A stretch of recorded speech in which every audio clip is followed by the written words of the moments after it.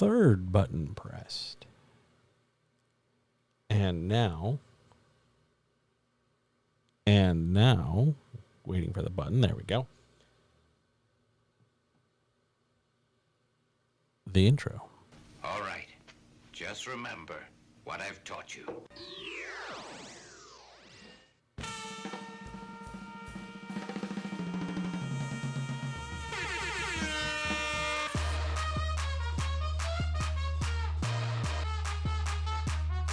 What the fuck is that?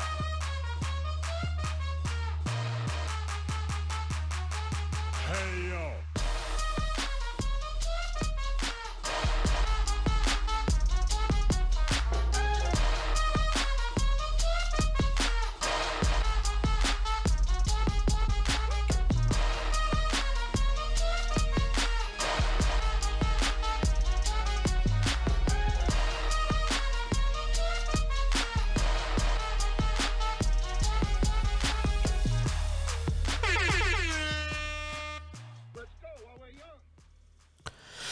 Oh, I guess it's Wednesday after all, and it's good to be here. Thank you. I hope you're well. I hope you're happy. I hope you're safe. I hope you're creating. I hope things are good. I'm present. I'm here. It could have gone better today, but I'm here all the same. I hope it improves, and I'm thankful for this chance to do something and make something better. This is the Writer's Chat for February the 9th. And through no fault of my own, I continue to be John Adamus, the writer next door. And ladies and gentlemen, guys, gals, and non-binary pals, friends, writers, makers, doers, good girls, bad girls, dancers, bakers, enthusiasts, shoelace tires, old punks, new punks, anarchists, artists, painters, body painters, tattoo artists, piercers, anybody who really can appreciate a very nice selfie, anybody who appreciates a good pen, collectors of pens, collectors of backpacks, those people who appreciate a good cold drink on a nice day, drinkers of tea, enjoyers of art, cinematographers, writers, creatives, makers, dreamers, planners, brand new people in chat, and most importantly, and video gamers. Yes, hello, video gamers. It's good to see you too. And most importantly, the comrades. How are you? I hope you're well. Yes, video gamers, I didn't mean to slight you or avoid you. You've just never said anything until now, so I will start putting you in the opening just for you because you guys are great. And I enjoy video games. I might be playing some later. Who knows? But this is the Writer's Chat, and if this is the first time you're checking it out, hi, everybody. If this is the first time you're checking this out, let me tell you what this is. This is a Q&A, where for the next 2 hours, I'm going to answer your questions. I've got a bunch of questions collected from all across social media. People have DM'd me, emailed me, asked me, called me, texted me.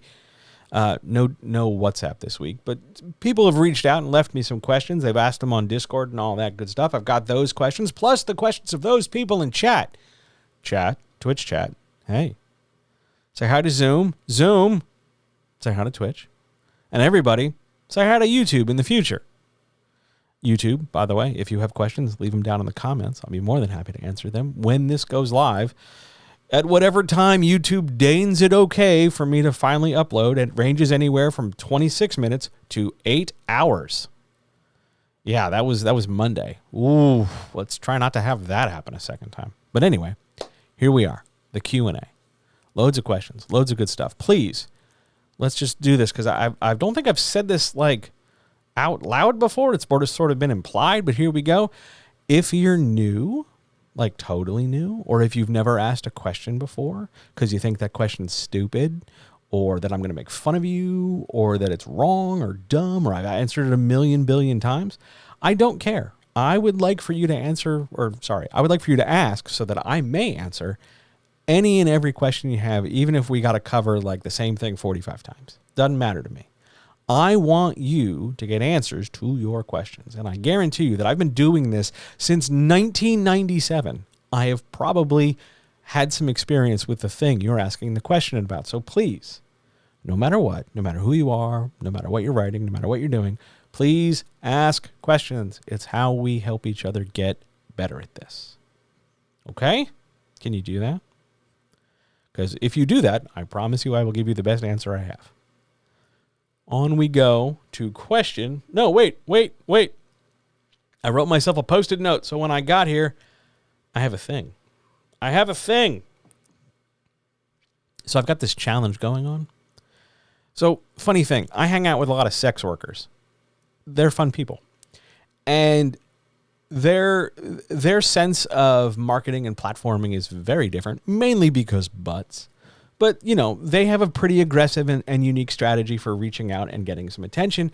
And they took a look at my YouTube channel, youtube.com/c/Jon Adamus, my name. And they noticed that I'm not getting a lot of traction yet. Now, granted, it's early. There's only a handful of videos up, and it's growing every week by onesies and twosies, but we're getting there. So my challenge to you, my spotlight thing, the thing I want to call out, if you jump on the YouTube channel and you watch a video, leave a comment. For every 2 videos, I'd like you to watch 2, but they're long, I understand. But leave a comment or watch 2 videos. Check them out. It's really worth it. I put a lot of effort into these things. And I would love for you to get the benefit of my knowledge. I would love for you to get answers to your questions. I would love for you to learn a few things in an environment where it's comfortable for you. Because that's really what I'm trying to go for here. This is going to be the best writing class you never signed up for. This is the best way to get better at a thing without really leaving your couch. That's what I'm aiming for. So check out some videos. Leave some comments. Let's see what we can grow. Let's see what we can do. We're in this together. Cool? Air horn, cool. All right. Now, shall we go do the first question? I think we should do the first question.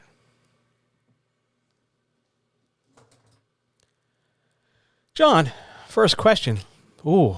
Is it easier to give a character more agency by giving them more things to do than it is to rewrite the plot? So this is the question. This is the thing, right? So we need to increase character agency. This is a piece of feedback you're going to get from loads of different sources. Critique groups, editors, agents, publishers. Everybody's going to want a character with more agency. If you don't know what agency is, just because maybe no one's ever stopped and explained it to you, agency is the ability of the character to make decisions and take actions that have consequences that affect what's going on around them. They can do shit. They're able to. And it matters that they can, and it matters what they do. That's agency. So this question is asking, should I just make my characters busier?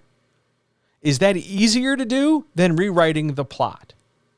First of all, let's work this backwards. If you are worried that your plot is the thing not giving your character agency, now that's possible. That's not necessarily always likely, but it's possible. Usually when your plot gets too busy, like there's a ton of stuff going on and there's all these different pieces coming from all these different sides, it is possible that you've got to rewrite your plot so your character has more opportunities to do literally anything. This sometimes happens when your character is really passive. Like they're just kind of hanging out waiting for a bus, and the plot seems to be always yelled at them or told to them by other people, and then the character runs off and does stuff, and then, something happens and then character runs off and does stuff. It doesn't really seem like they're driving the plot forward so much as they're constantly reacting to it. In that case, it may be helpful to rewrite the plot, pretty much to thin it out, to reduce the number of things to which the character reacts. But you don't necessarily have to add more things either. Cluttering up the field, making a bigger mess, does not necessarily make the space more functional. You don't necessarily have to give your character more to do, even though it sounds like, having more to do means they would make more decisions. Yeah, in theory, that's true. But if you are failing to write the things, like having your characters take actions, having your character make decisions, having those decisions and actions be clear to the reader, not just in terms of what they're deciding, but why they're deciding. Agency is more than just the activity. It's also the why that goes with it. You need the why.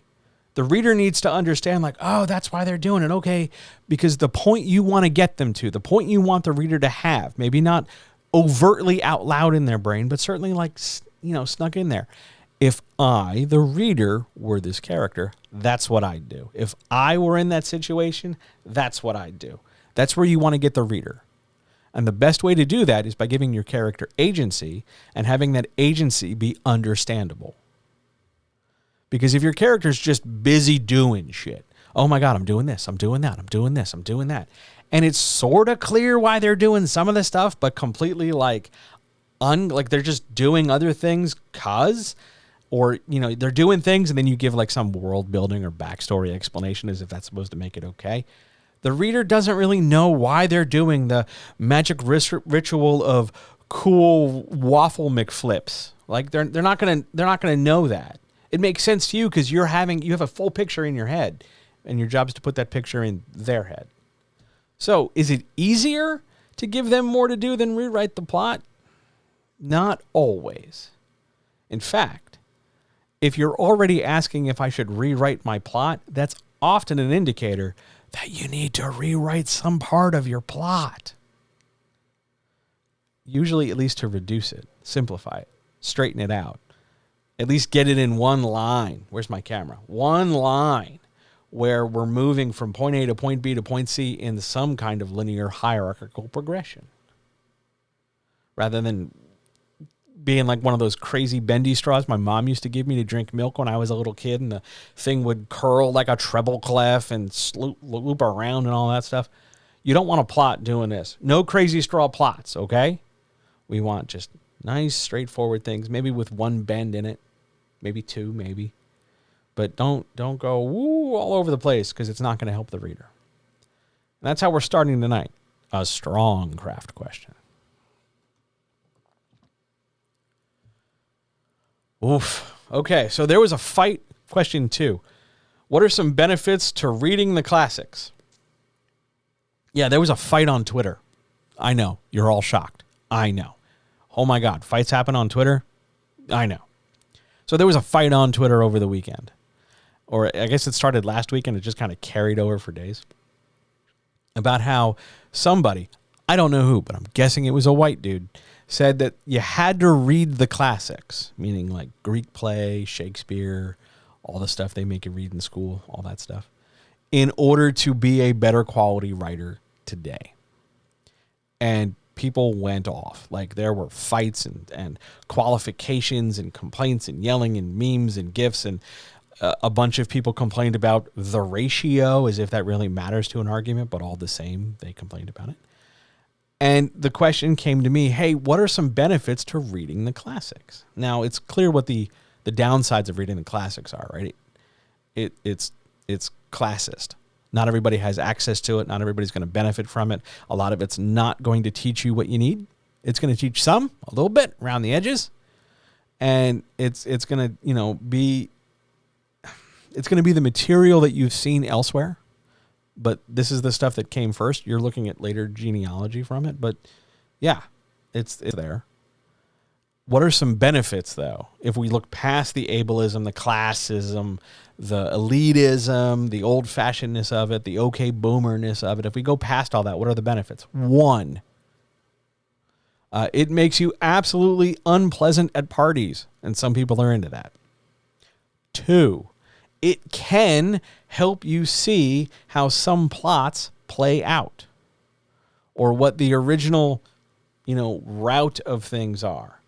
The reason why everybody tries to clone this kind of story or that kind of story is because the OG version of that story has an impact to people. The reason why everybody wants star-crossed lovers like Romeo and Juliet and the Greek plays before them is because that resonates on a certain level for people. Hang on, Thank you. That matters. But is it necessary that you read the classics? No. Is it necessary that you read something? Yeah. And it helps if you read a diversity of things. There's all the, within your ability and within your access and within your means and within your time. But you don't have to go out of your way to go, I have extensively studied the Greek playwrights. Good for you. Would you like a Greek cookie? Like, I read the classics. I've read them several times. They're what you do in school. They are useful, especially when I have to teach some elements from them directly. But by and large, the benefits you get from them are mostly imaginary. They're mostly like a sense of superiority. And maybe some illustrations of like, oh, that's a cool turn of phrase, or that's a cool reference I can make in my own work. But by and large, the tangible, practical, this is how you write a thingness of it is not going to come from reading the, 1914 translation of a certain play. It's just not, because you're looking at something old and you're looking at something that is more in touch with the time back then and way out of touch with how we communicate now. And even if you're writing a period piece, there's still going to be enough of the present day, because you're writing it in the present day, that's going to seep in and influence how you communicate even the past. So benefits, it lets you be a jerk. It lets you maintain classist, ableist, elitist, white supreme patriarchy. It means some of them are very good. I still enjoy Hamlet. I still enjoy Macbeth. There are still versions of both of those things that I dig. I still like some versions of Romeo and Juliet. I still like some Greek plays. I still like the Odyssey. But it's not like the core of my writing and the core of my editorial experience and the core of my coaching ability and my ability to say, hey, this is how you write a whatever it is you're writing. It doesn't stem because it doesn't come from the fact that, this one time I read this Greek play about a guy who totally loved his horse. Is not really very applicable. But it's one of those bragging things that some douchebags really enjoy talking about. So those are the benefits I can immediately think of. If you want to read things, read whatever you can get your hands on. Read whatever you have access to. And read a diversity of things. Don't just say, oh, I like fill in the blank genre or media, so I'm going to digest only that. Even if there's a depth to it. Science fiction, fantasy, anime, something like that. You can go all in on one thing, but remember, the deeper you go on one to the exclusion of the breadth of things, the less you are going to be able to develop at a certain rate. You're going to slow yourself down. You're going to complicate things. You're going to try swimming without swimming lessons. And it's possible you can do it, but you're going to give yourself more grief than good there. So look for a breadth. Look for a number of things. Read a little bit here and a little bit there and a little bit of this and a little bit of that and a little bit over there. It makes a much bigger difference. And it helps substantially faster and substantially more, rather than saying, I like X. I'm going to read everything X. There's a time and place for that, but it comes after the exposure to everything else. Good second question. Hey, guess what? It's another fight from social media. Why does everyone say, question 3, why does everyone say to use Scrivener if I can't submit files, Scrivener files, to an agent or publisher? Okay. I'm going to let you in on an industry trade secret. I'm going to reveal to you now how the sausage gets made. Scrivener sucks to edit in. It sucks. It sucks to edit in. It's great for writing. It's wonderful to write in. It can feel very much like you are part of the cool crowd. It's even pleasant at sometimes to track word count and organize visual information and lay out the story. It's people who love it the way I have a deep love for like wrestling, root beer, and candy. Like, oh man, Scrivener is the best if you're way into Scrivener. It's sort of like a band, right? Like everybody gets way into it, and if you're not down with it, it's a real problem. Yeah, but you can't give a .scriv file or a scriv folder to an agent or publisher. Why? Well, other than the fact that Scrivener is impossible editorially. You end up having to color code your words, take these, this color means delete, this color means introduce, this blah, blah, blah, blah, blah, blah, blah, blah, blah, blah, blah. It's not built for editing. So something more acceptable is usually Microsoft Word or Word adjacent things, because that at least has a flexibility to leave notes and track changes and have a visible, demonstrable element when it comes to creativity and working back and forth in the interactive way that editing and publishing work. Also, the files are smaller, and you can easily attach them via the WordPress plugin that whatever publisher or agent is looking for, or you can slap them into an email with minimal fuss. It is just sort of an expected practice. And honestly, not everybody sits down in one place at one time to do this. Some people take it on the go. They put it on their laptop. They put it on their phone. They don't have all the same resources everywhere for any number of reasons, nor should they. So instead, they ask for some kind of standardization. Just give me this kind of file and this kind of presentation, and everything's fine.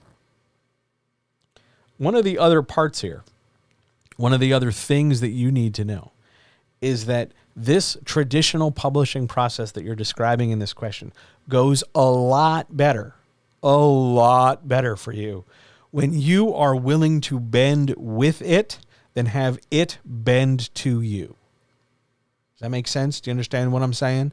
It's easier for you to accommodate things than for you to wait for these giant dinosaur systems to finally kind of sort of getting around to you. So mostly it's a functionality question. This is just what they do. This works best for the greatest number of people. It helps to be accommodating. It's just nicer. Also, from a financial standpoint, you can buy, Microsoft licenses in bulk and then pass them out to your editorial team or your management people or whomever. And that's different than trying to acclimate everybody to Scrivener, which is a little less expected. So there are some financial considerations there too, but mostly it's just an access issue. Oh no, the thing beeped and dunked. I'm so sorry if you just got bounced. Text me and I'll put you back in.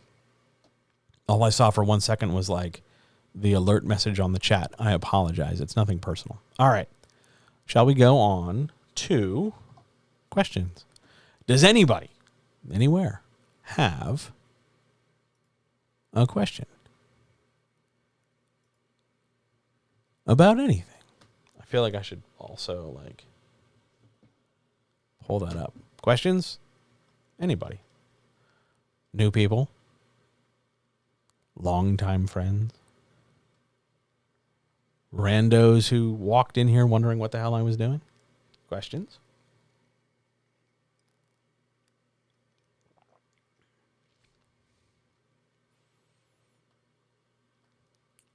We'll answer the usual questions. Yes, I did eat. Yes, I've had 9 glasses of water. This is my 10th I'm currently having right now.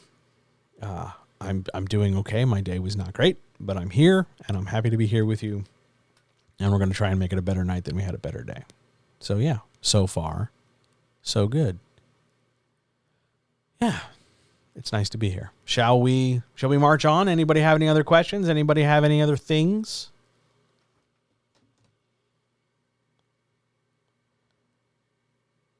Hang on. I'm getting a question on Discord. I know.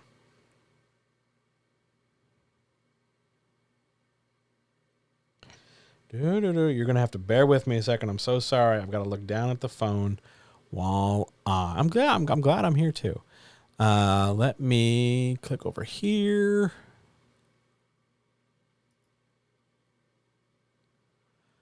And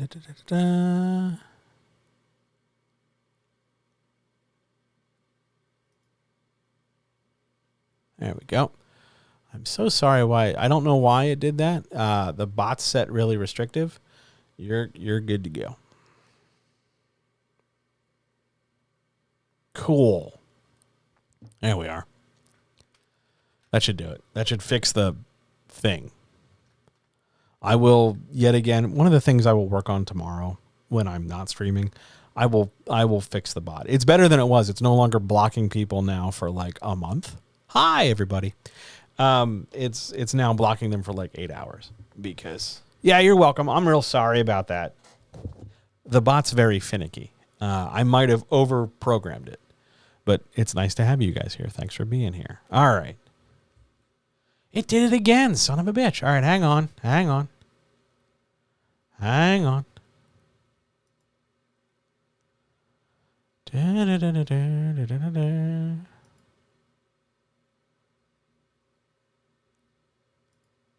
Let's try that again.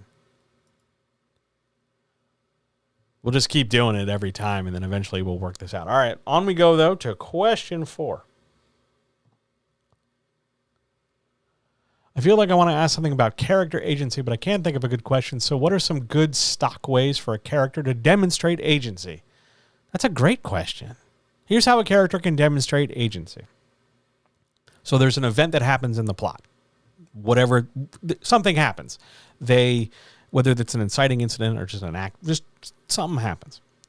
The character can demonstrate agency by doing something about the problem that just occurred or the problem that just came into their awareness. They can take an action. Taking an action is one way, a very direct way to produce agency because they do stuff. Other way they can demonstrate agency. They can think about or plan or have some kind of mental space on the page dedicated to getting their stuff across. They can think about taking an action, and then later they can take that action. I see your question. I will get there. Third thing they can do. They can react directly in the moment when the event happens. So let's say, kaboom, car blows up. They can immediately rush right there. It's still technically an action they're taking, but it's now a reaction as opposed to a direct chosen action. It's a subtle difference, but it's an important difference because it leads to a different cascade of dominoes and plans down the road. But mostly, you're going to get agency from actions and plans for actions. And maybe we're going to this. You can get some traction for agency out of just straight dialogue, talking. But that skirts that whole line about developing your plot via talking, which you should not be doing because it's inactive. It's way passive. I'm going to tell you what I'm going to do is not the same as me going and doing it. It's sort of like when you promise to take the trash out and then like 3 hours later, oh yeah, I said I was going to take the trash out.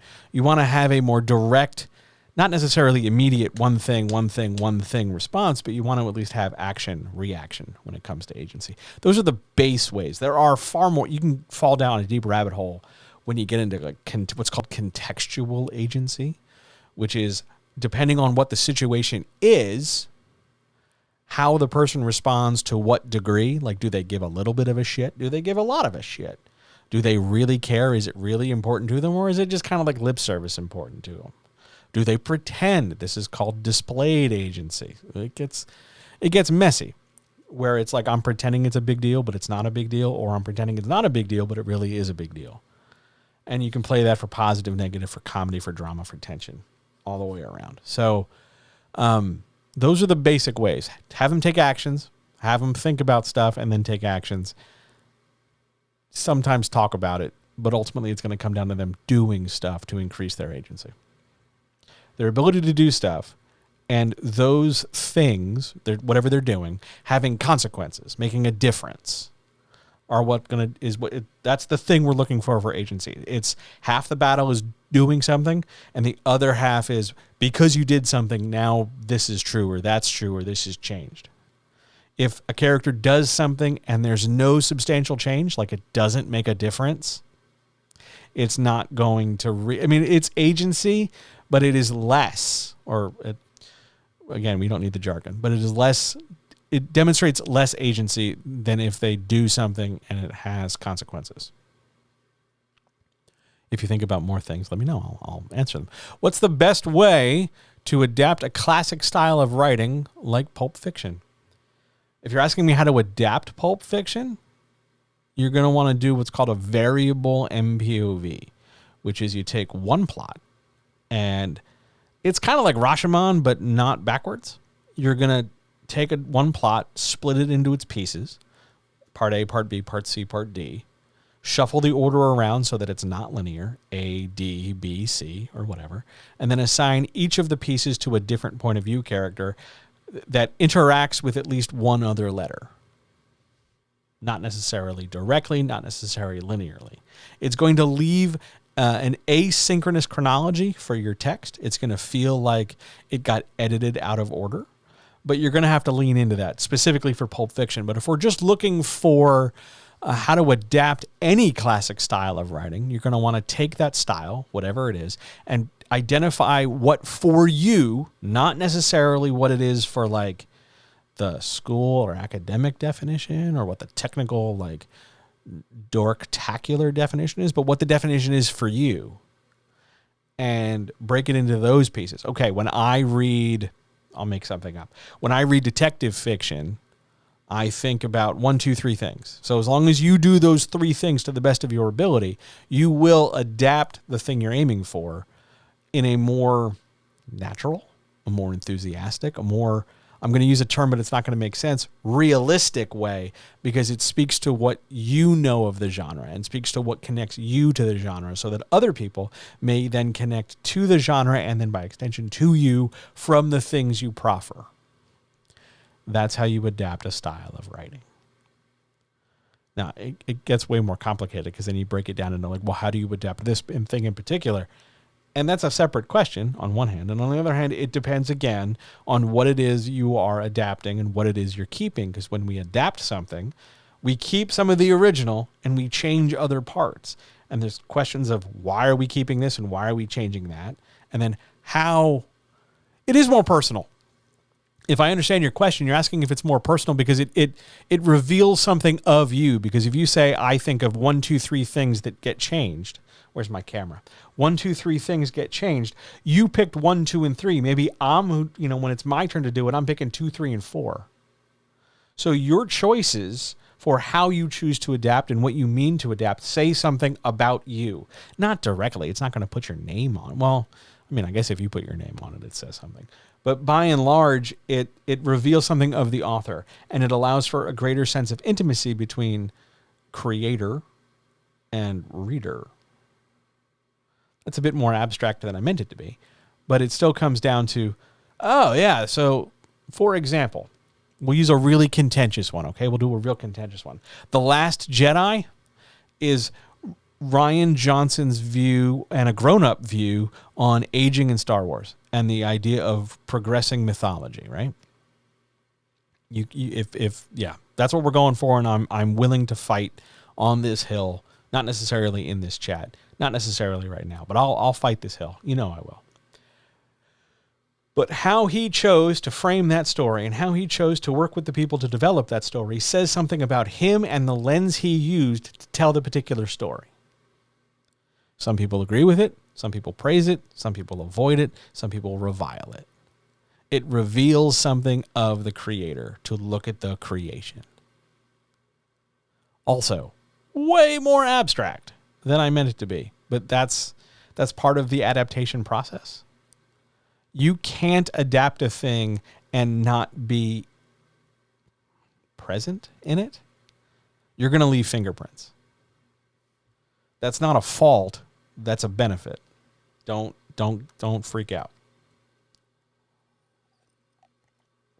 Because even when you look at like Death on the Nile, the new Kenneth Branagh Hercule Poirot, it still reveals something about how he chooses to interpret these things.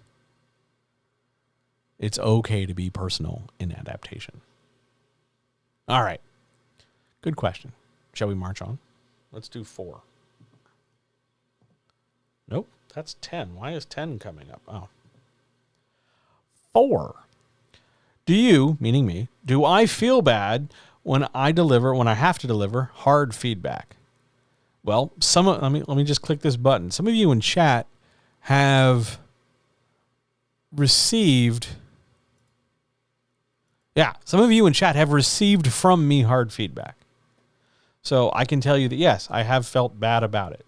I'm not somebody who sits there and like tense his fingers. Ha ha ha, I'm really going to teach them a lesson now. I don't do that anymore. I used to, like 20 years ago when I first got started. I was all about like, making sure everybody knew I was the one who did the thing, making sure I got credit, making sure everybody knew that I was the editor and everyone else was beneath me because I was a child and I didn't know better. Whereas now I just don't do that. And when I have to tell somebody that this thing they've created, this thing they've labored on, this thing they've worked on doesn't work, and whether it means like a little bit doesn't work or like a bit it doesn't work, yeah, I do feel bad. And what I end up doing, especially if I have to like write a report for somebody and it's a real tough thing, like here are all the things that are wrong. I write it, like I just write it out, and it's probably harsh. And then I give it to like 2 or 3 people to read who tell me, oh, John, you gotta tamp that down. You can't say it like that. That's heavy duty. And then I do, and then I try it again and again and again. And I agonize over hard feedback, not because I don't think it should be avoided. I think tough feedback and difficult conversations are part of the creative process. And it is to your benefit to hear, hey, this thing you're trying to do isn't working the way you're trying to do it. I think there is an actual good point to it, not because it's trying to remind you that you're stupid or knock you down a peg or keep you in your place, but more just the fact that, hey, the thing you're trying to do doesn't work that way. Try it this way instead. The distinction that I've had to make over time, and the distinction that continues today to separate me from other, developmental editors or other coaches or other creative assistant people, whatever you want to call us. When I tell you something doesn't work, I am also going to tell you why it doesn't work and what you can do about it to make it better. I don't just go, yeah, that doesn't work, and then move on to the next thing. Because that's really unhelpful. It's not enough just to go, yeah, that doesn't work, and then like walk away. You came to me because you wanted help. Knowing or not it didn't work isn't enough. It's, well, what do I do about it? So hard feedback is sort of the way to open the door to get to, hey, here's what you do about it. Here's how you make this thing better. It is difficult to do. I have a reputation. I don't always agree with it, but I have a reputation for being a guy who is a difficult editor. I am tough to work with. I am hard on writers. And it used to be a cultivated thing. Like I used to like be over the top. It used to be like a character. I used to have to really like force it. And over time, I just softened. I got old. I stopped doing drugs. That played a big factor. And like hard feedback happens.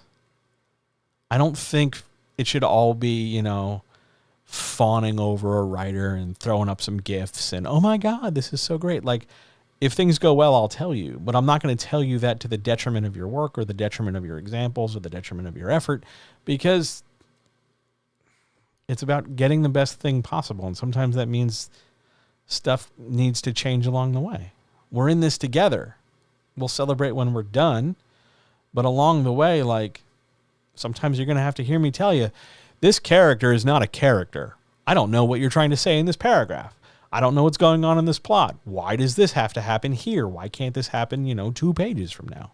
There are loads of things like that really are tough to hear and sometimes can be tough to say, because if I'm talking to somebody and we're trying to work something out, I have a very conscious sense of like, this person does not take criticism well. I'm either going to get yelled at or they're going to shut down, and it's going to kind of be like I'm pushing a rock uphill trying to get this stuff done.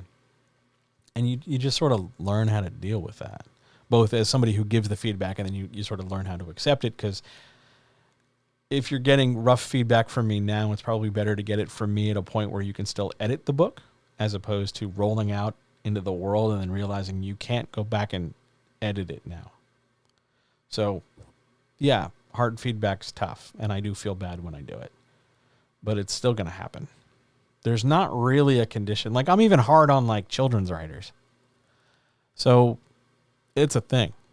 Having someone to tell me what doesn't work, then also tell me how to fix it, gives me a lot more respect for them than them just leaving me without a signpost to follow. Absolutely. It's all about leaving signposts. It's all about, for me, it's all about facilitating the next step. I can tell you what's wrong all day.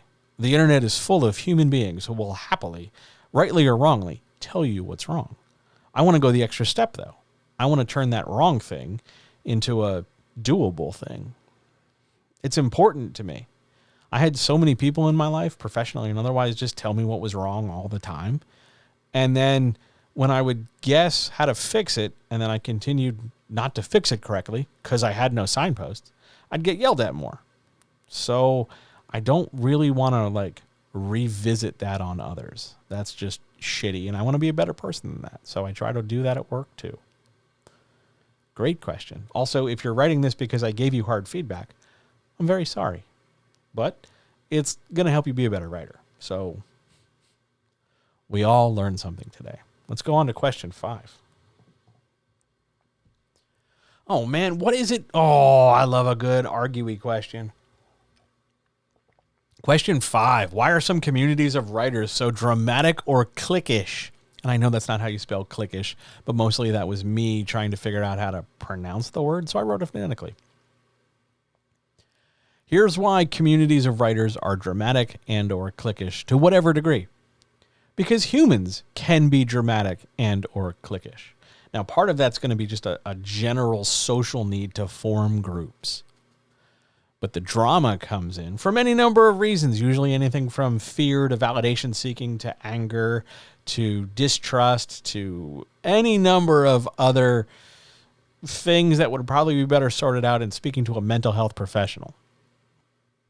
But communities of writer in particular are susceptible to this because creatives tend to be more expressive, for good or for ill, and that can often lead to people looking for attention, looking for the spotlight, looking to express themselves, looking to get the validation they're not getting elsewhere.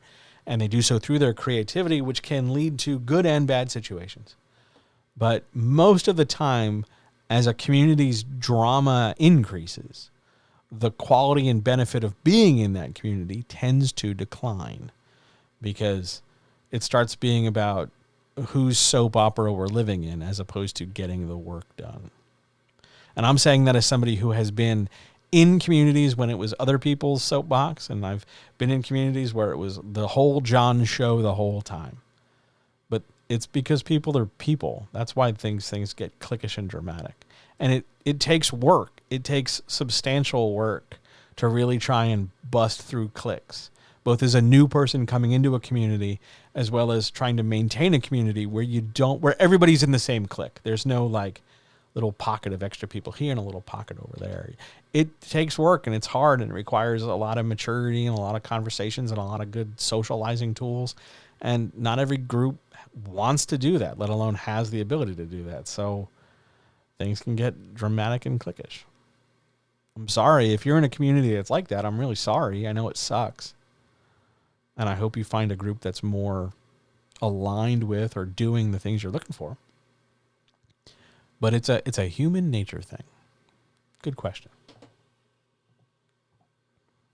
Oh, man. No, we're going to do a better harp than that. We're going to do a way better harp than that. There we go. Good harp. Gentle advice. How do I know when I'm legit as an author? I don't know. No one consulted me. I was never asked. There was no memo as to when legit became the thing. I think it has a lot to do with social media and competition and a general sense of everybody wants to know where they are in the hierarchy. But the two sort of related elements to this that I want to bring up are, one, you got to figure out who's labeling you legit. If you are waiting for other people to label you legit, you might be waiting a while, if not forever, depending on the people we're talking about. And two, B, I guess, what if you called yourself legit? Just 'cause, you're the one doing the work. So it should be you applying the label to yourself. But if you're also looking at this, here comes number 2. If you're also looking at this in terms of when an event happens and then you're all of a sudden post-event legit, you got to figure out what that event is for you. Are you okay with it being, well, I wrote my first chapter today? Is it when you finish your first draft? Is it when you sign a book deal? Is it when you sell your first copy? Is it when you tweet something for the first time? Is it when you get a book with a cover on it? Like, you, whomever you are writing whatever it is you're writing, you get to determine when you're legit. You get to do that. You can give yourself that label at any time. The trick, the magic, the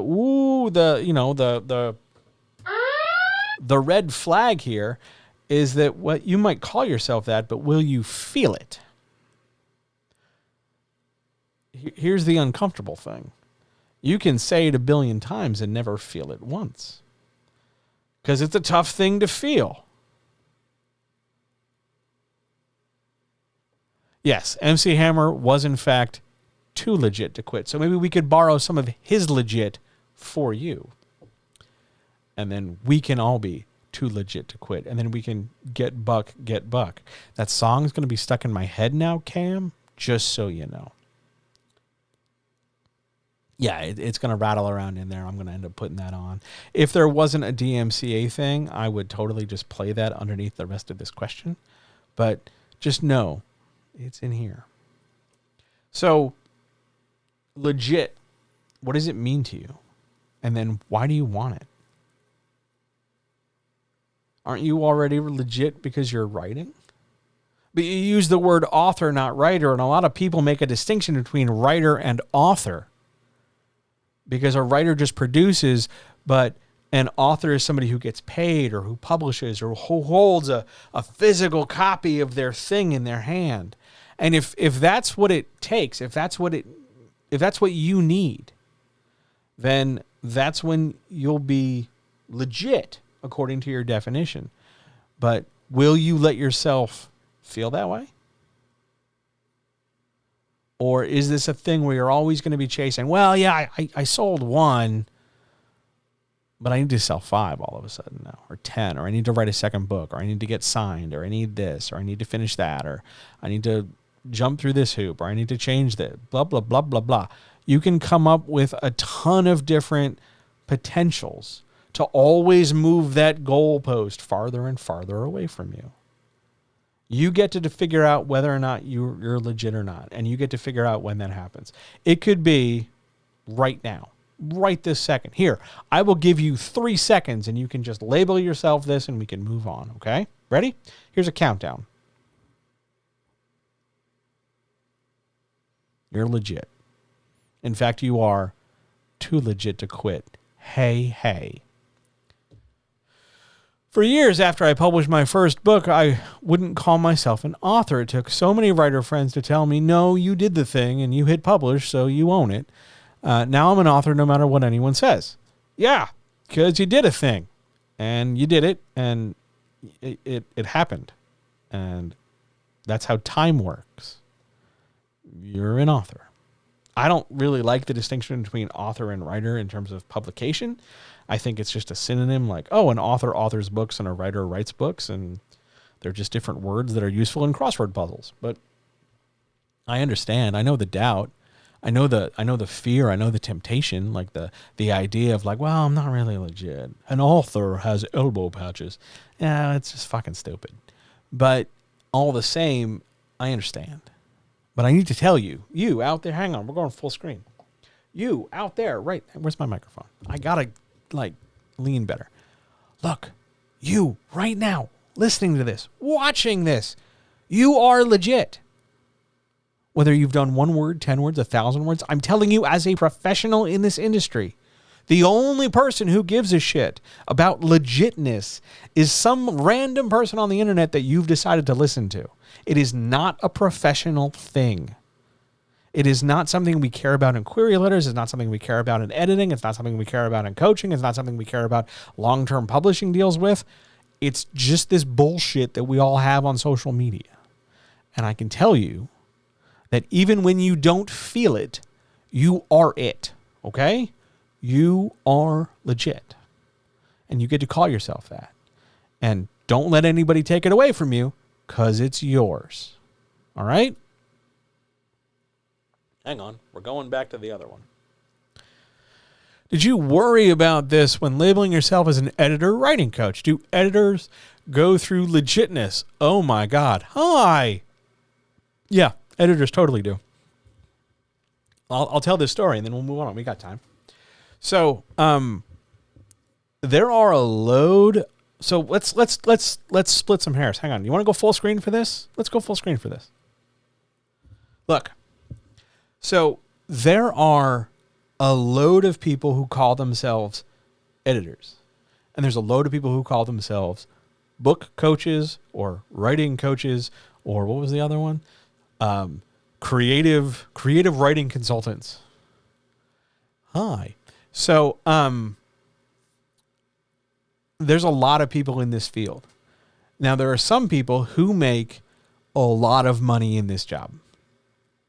And they make a lot of money in this job and tell you all about how much money they make. They can't stop talking about how successful they are. They're so successful and fast that they've franchised. They've branched out. They're offering their shit for other people to sign up to. They're turning it into this little empire of creating little satellite colonies of their horse shit.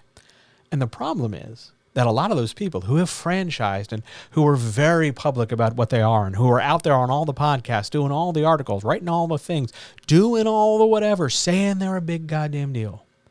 They're full of shit. They do at best mediocre work, but they'll never tell you that because they're insulated from their stuff. They're behind like 3 and 4 walls of other people and customer service and scammy bots and NFTs now and crypto and all this shit. But they're making all this money. They've got all these clients. Everybody's like, oh, I have this thing in my link bio, and I did this, and I took this class, and I did this. And there is definitely an us versus them mentality when it comes to editing and coaching. Because there are the haves who, for some reason, I don't know, but for some reason seem to be the people who peddle bullshit. But they seem to peddle it well enough that people want to pay thousands of dollars, seemingly without issue, in order to get mediocre work, and maybe if you're lucky, you get a 90-minute phone call every like 2.5 months. And it's a pre-recorded phone call, but there's enough pauses inserted to it so that it seems live. And maybe you get stuck on an email treadmill where you're always receiving classes and you're always getting offers, and you get to use the label of, oh, well, I'm in this person's thing, and you go from there. But the work isn't really helpful. And then you get this other group of people like me, who struggle to make a living, but who produce a higher quality of work better. Not necessarily faster. Like, this isn't fast food. We're not talking about like, I can do it in 3 days, you can do it in 2. We're talking like, yeah, it might take me a week to edit your book, but you will get thousands of notes. As opposed to, well, you'll get your book in a month and you'll get maybe 10. But there is definitely an us versus them, because there are people like me who struggle to get by, who have trouble like putting food on the table and keeping the lights on. But we do a better depth of work. And for the people who know we are out there doing this, we make a huge difference. But when you look at me and you compare me to one of them, and I got to be real careful because I've already had some DMs from people like, hey, you talk shit about so-and-so. Yeah, I did. Yeah, still going to.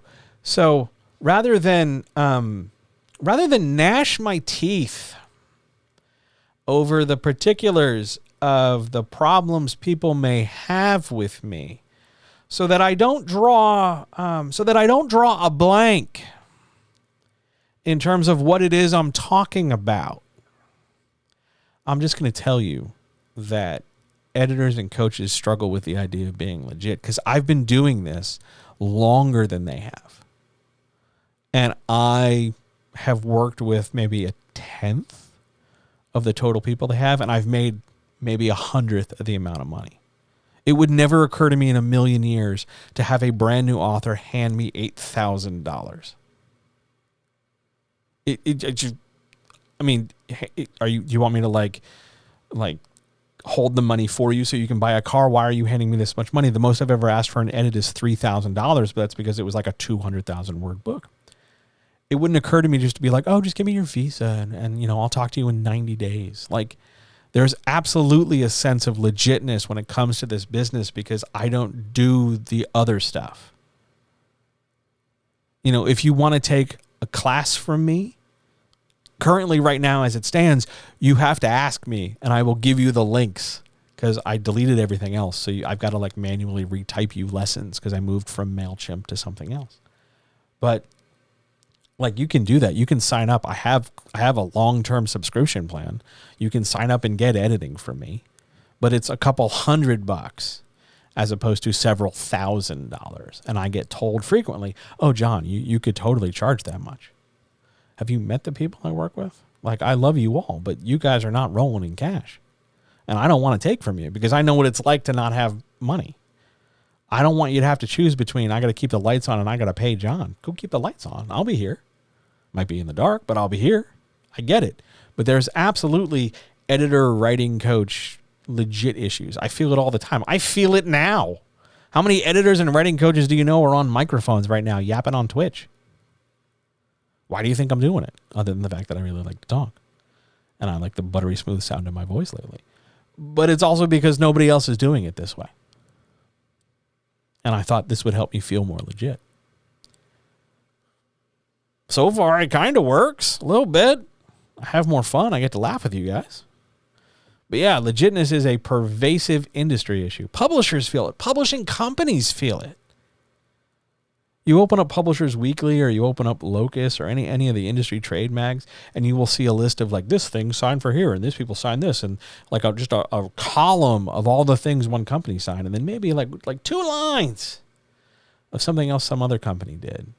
And you can be damn sure that little itty bitty company at the little itty bitty bottom of that column's like, man, one day I wish I was in this company and this company could sign like 15 things at once. Legitness is totally a thing, and it's complete bullshit because we're all, well, except for the grifters, we're all doing the work, and we all deserve to have that sense of satisfaction and happiness that we've done the work. I have felt not legit to quit. Unlegit? Is that how we want to say it? I have felt everything from an imposter to a fraud to a bore to a loser. Every day I've done this. Because this is my job. I get to sit here and talk to people. I don't go to I go to an office, but like there's like a pile of recycling I got to take out later. There's a shitty little floor lamp over there. Like, this is not an office with like my name in frosted glass. I'm wearing a Green Lantern t-shirt, for Christ's sake. Like, it's not even a dress Wu-Tang t-shirt today. Like, this is what I do. Of course I don't have like the fancy wardrobe or the big crazy good camera equipment anymore. I had to sell that. Like, it just happens. I feel not legit all the time. And anytime somebody shows up in a chat, anytime somebody leaves a tip, anytime somebody, tweets something or says this is good or writes me a note or just reaches out to see how I'm doing or asks how the cats are, all that stuff makes a difference to me. All of it. Every time. I read it all. But yeah, editors and writing coaches struggle with legitness too. It sucks. It sucks a lot. Hal Jordan or Jon Stewart? Oh, well, okay. I come from the OG guy, the OG Hal Jordan, but honestly, I think Kyle Rayner was a better Lantern, but Hal Jordan is a better person. Jon Stewart's not bad. I'll take Jon Stewart. But to be fair, I was always a Hal Jordan guy for a long time. And even when he became the Spectre, we have gone so inside.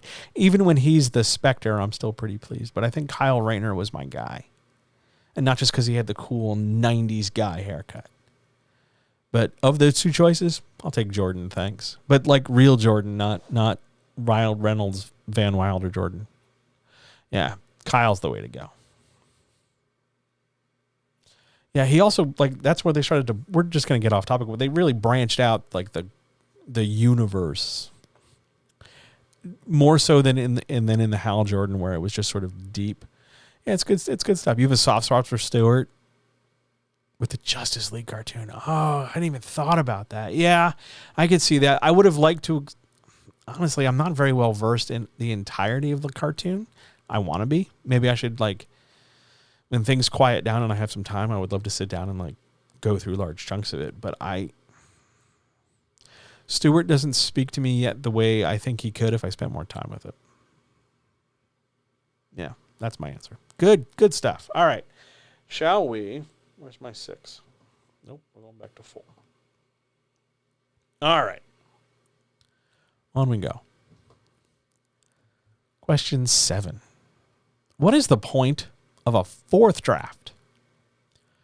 Oh, boy. So, look, if you've been here before, you know I'm never going to sugarcoat anything. And if you're new, strap in. The point of a 4th draft is to keep you not moving forward. It's a stall. It's a big stall. It's designed to give you the appearance of making progress without actually making progress. Because if you are still doing major plot revision, like substantial plot revision, suddenly adding in stuff that wasn't there, radically redesigning characters, grossly inflating your world building, if you are still making major story stuff, it doesn't matter what number draft you're on at that point. You're still writing your damn book. You're still figuring out what it is you're trying to say. But the minute you start identifying, going, no, this is my 4th draft, the question is going to be, what exactly are you doing in it? And if it's just a polish, if it's just like, hey, I want to make sure this is fine. I want to, like, make sure I got all my commas in the right place and make sure I named Susan through the whole thing. Okay, then that's a 4th draft. It's the very last polish before it moves forward. But I know way too many writers who were like, this is my 4th draft.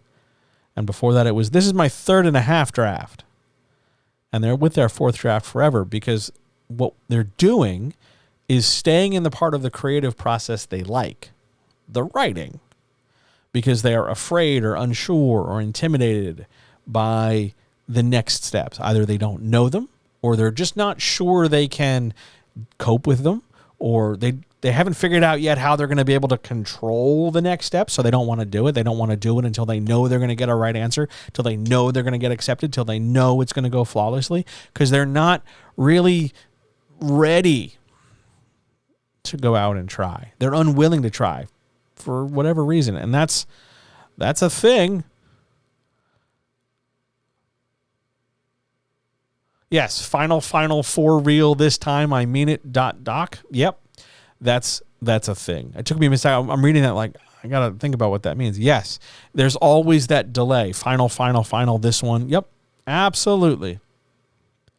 Because it's the part of the process everybody likes. I'm still making it. I'm still in control. I still know what I'm doing. It allows me to complain about it on the internet. It allows me to be like, oh well, I'm still writing. Oh, you guys, it's really hard. Ha ha ho ho he he. But it's just a stall, because eventually you either have to move forward and go to the next step and do whatever the next thing is, or not. You don't have to publish. You don't have to go forward. You could just not do that. Now, if you choose to not move forward in the process, you're not going to get any of the results from those next steps, because you'll never get to the next steps. But you don't have to do it. Nobody's forcing you. You could quit. You could walk away. We just talked about failure 2 days ago. You could decide whether or not that's failure for you and just walk away. That's totally fine. But if you are not just saying you're serious so that other people give you praise, or not just, saying you're serious because you like other people cheering you on, or you want some attention, or you want a pat on the head or something, if you are genuinely serious about moving forward, why do you keep inventing drafts to keep you from moving forward? Because, look, we'll be real clear about this, right? Like, you could write a 3rd draft and it can still be a problem. But the next step from write a 3rd draft is not sell this book in a bookstore or sell this thing online with a web page. The next step is I should get another human being to read this thing. Maybe that's a beta reader. Maybe that's an editor. Maybe that's, just my spouse or partner or friend or some other human. That's the next step. You're worried about steps 25 when you're on step like 6. I'm sorry. But the point of a fourth draft is to get it out the door as quickly as possible because you've done everything else you can do. The point of a fourth draft is to finally launch you forward, not stall you and keep you from going, just say you're scared. It's okay to be scared. Everybody gets scared. God, do you know how long I didn't do this stuff? Do you know how long I didn't put the camera on? Do you know how long I didn't record anything? I would just talk. Do you know how long I wouldn't charge for my work? I was terrified. That's part of the legitness, by the way, to go back and answer the other part of the question. I was terrified to do these things because somebody might find out I'm an idiot sometimes. Somebody might find out that I get real grumpy. Somebody might find out that, oh my God, I'm wearing a Green Lantern t-shirt. Somebody might find out that I swear a lot. No shit. So I would make reasons not to do a thing. I'd make reasons not to commit forward because I couldn't control the outcome because I was afraid. Because I thought being afraid was a sign that I'd failed. I thought that being afraid was a sign I shouldn't be doing it in the first place, that we should only ever be doing things that we're never afraid of. And that's wrong. That's just not possible. If you live your life never doing things that possibly scare you to some portion of some degree, you will never grow your life the way it could be grown. Fear and risk are part of every creative process. Whether we are writing a story, telling a poem, telling somebody we totally want to do that thing with our mouth, taking off our pants, eating a cupcake, walking across the street, singing a song, doing whatever, risk and danger are part of creativity because they are part of the fuel that drives us. And it's okay to be scared. And it's okay to not know the next 10 steps, or to know the next 10 steps but not know how they're going to turn out. And it's okay to feel alone and 2 inches tall. Because you're not alone. I'm right here. I guarantee you we can find other humans in the position you're in. You're not alone. You just have to try, because it's not going to happen unless you go forward. The story won't publish itself. Is there a best practice for what you should aim to achieve in each draft? Or does it vary too much from manuscript to manuscript? Kinda yes and kinda no. So there are some best practices for some drafts, but also the degree to which you deal with them is going to vary from book to book and draft to draft and writer to writer. But there are some basic signposts here, right? So a first draft, your best thing you can do in a first draft, no matter how big it is, long it is, let it be 1,000,000 words long if it needs to be. Your best job in your first draft is to get everything out of your head. Just vomit that shit out there. You might want to end up with a 90,000 word book, but you might end up writing 300,000 words. Fine. Really and truly, that's fine. Because it's a first draft. The goal of a first draft, finish it, get to the second draft. That's it. That's it. That's the entire function of a first draft. Empty your brain, get it onto the page, get used to the activity of writing, get used to that mode of creating, get all the thoughts down. First draft. Second draft time. From there, you're going to take your first draft and start cutting out its rough shape.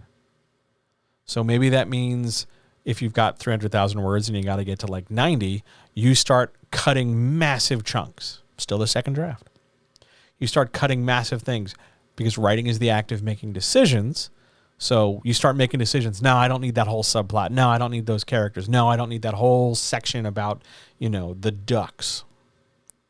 You start roughing out the shape as best you can. Big cuts first, because big things are, slashing out tens of thousands of words and deleting chapters is easiest compared to like going word by word, line by line, and just crossing out every that or something. But your second draft helps give the manuscript shape. Once you have its shape, once it's the size you want it to be and the rough outline. And I'm not meaning outline like an outline file. I mean like it's contours. It's silhouette. Let's go with silhouette instead of outline. Once you have its rough shape and silhouette, and once you know what's in the story and what's not, then from the second draft into the third draft, that's where you start putting your best polish to it. Making sure the words are as the words should be. Are the sentences okay? Are the paragraph lengths okay? Does the dialogue sound like dialogue? Does the plot make sense? Have we addressed character issues? If there is a great time to bring in help, it is in the second and third drafts. Either to help you figure out what you want to keep and what you want to cut and what exactly is the silhouette and shape and contour of your story. Or it's in the third draft. Once you have the shape roughed out, now it's time to really get this thing working. It used to be this big block of stone, then we cut it into the shape of a person. Now we're adding detail and polishing it and getting it to the best it can be. We generally don't want you to get to a fourth draft. Not because it's some grievous sin or some terrible tragedy if you do, but sometimes it's unnecessary because you can do a lot of work in a third draft. Granted, you can also do a lot of work in a 50th draft. The number ultimately doesn't matter. You don't get less money because you're submitting draft 50 and not draft 3. You don't get fewer sales just because it took you longer. It's not like that. But generally, from a second draft to a third draft, you created a shape. From a third draft on, you are improving it based on its internal composition. Sentence structure, paragraph size, chapter development, scene development, character arc, plot, world building, themes. Themes are a big deal. All that stuff gets hashed out in the third draft. In theory, by the time you're through the third draft, that book is about as book as you can get it. And that's where then it's time to bring in somebody else. Bring in a coach. Bring in an editor.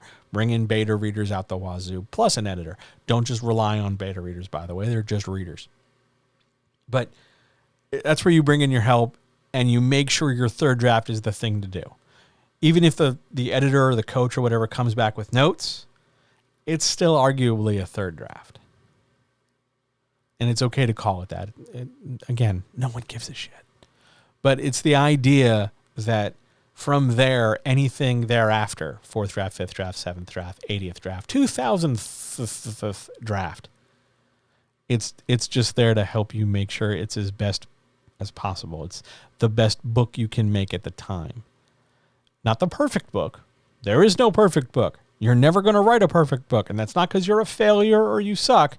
It's just that there aren't any perfect books. There's never going to be. So stop it.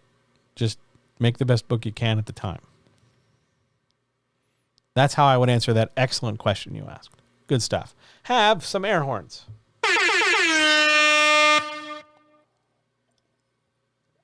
I expected to drink that faster than the air horns. I failed. All right. On we go to question 8. A business question. I love business questions. John, what is the GIF text model for newsletters? Okay. Newsletter people.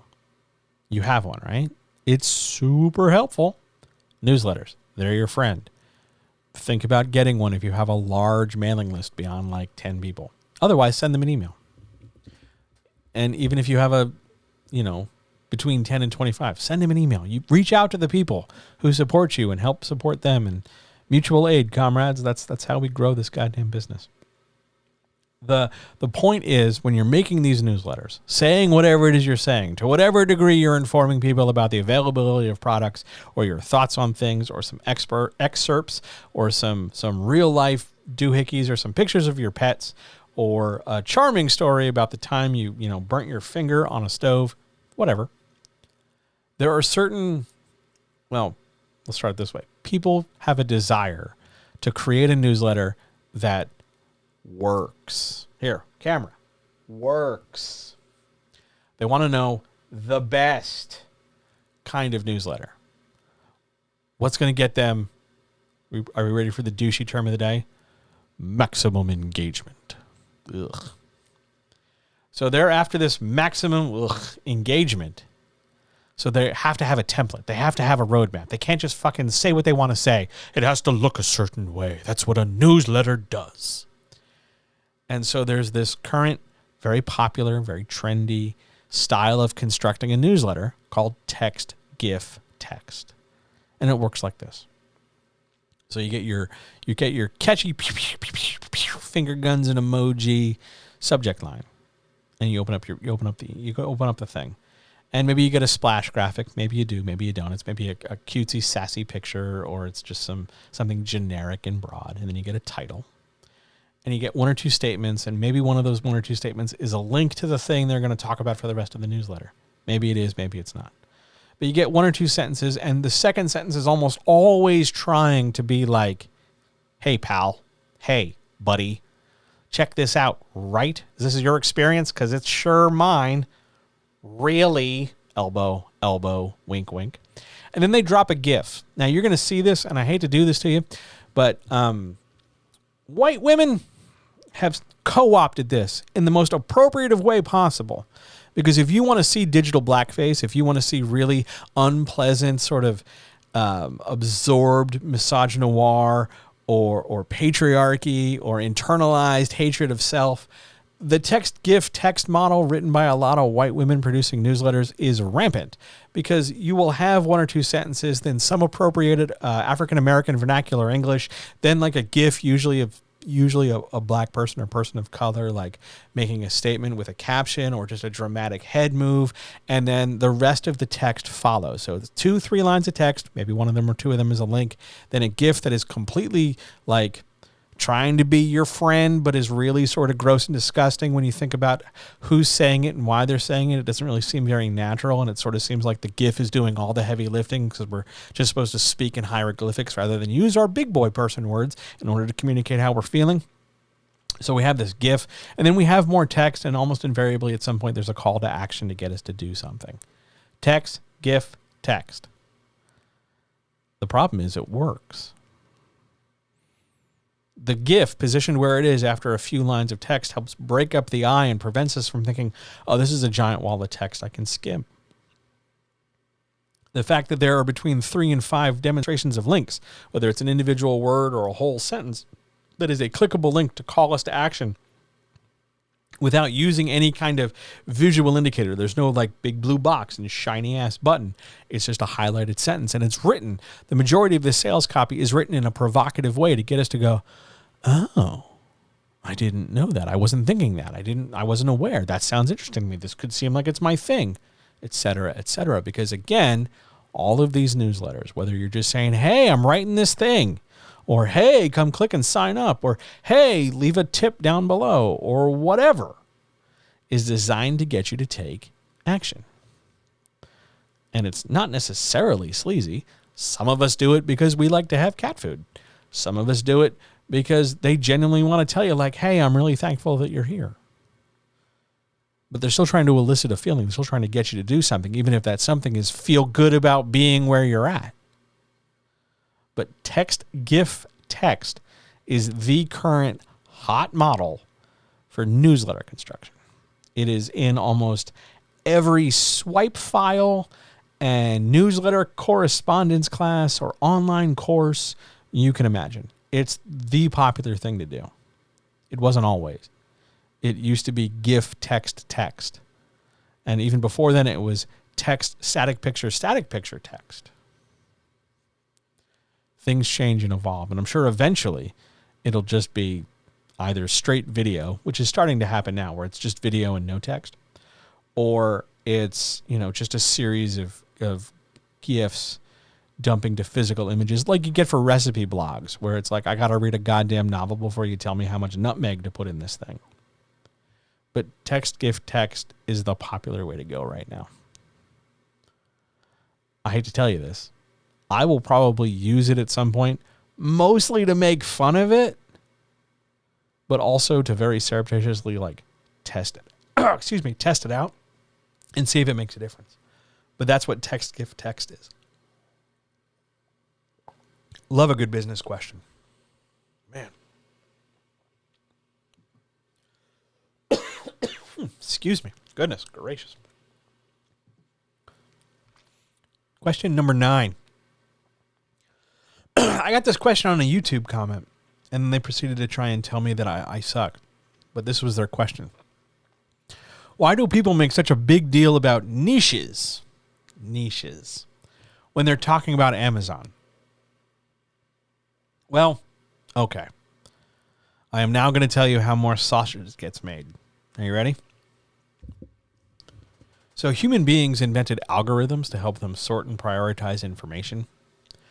And then because capitalism is a monster that's destroying this planet and mankind as a whole, or I should say, humankind as a whole, they decided to try and profit off algorithms by using it to prioritize commerce so that we could make money, even though money's fake and we made it up. But algorithms are there to try help bring customers to products and vice versa.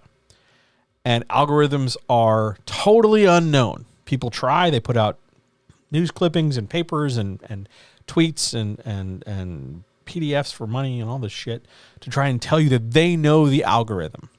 And you, even if you knew it, you only know a fraction of it. There's so much other stuff, the tubes of the internet, that cover a lot of stuff. So in order to be an expert, get some attention, make some sales, sound like they know what the fuck they're talking about, they're going to talk about the one part of the algorithm they understand, which is categorization, how things are sorted.